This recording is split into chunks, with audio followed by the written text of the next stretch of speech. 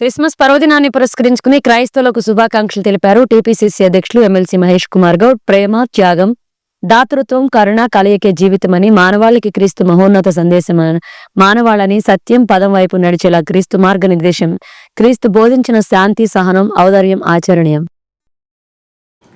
తెలంగాణ క్రైస్తవ సోదరులందరూ కూడా క్రిస్మస్ శుభాకాంక్షలు.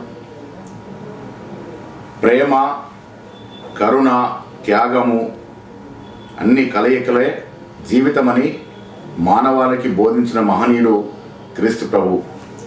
మానవాళిని శాంతి వైపు నడిపించిన మహోన్నత వ్యక్తి కూడా క్రీస్తు ప్రభు.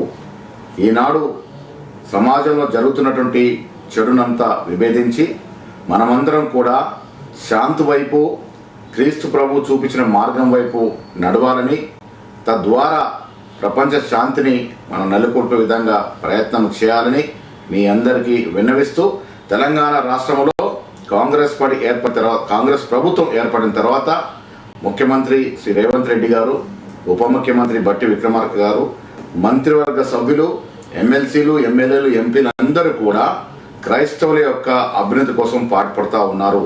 ఇది నిరంతరం కొనసాగుతుందనే మాట మీకు తెలియజేస్తూ మరొకసారి మీ అందరికీ క్రిస్మస్ శుభాకాంక్షలు.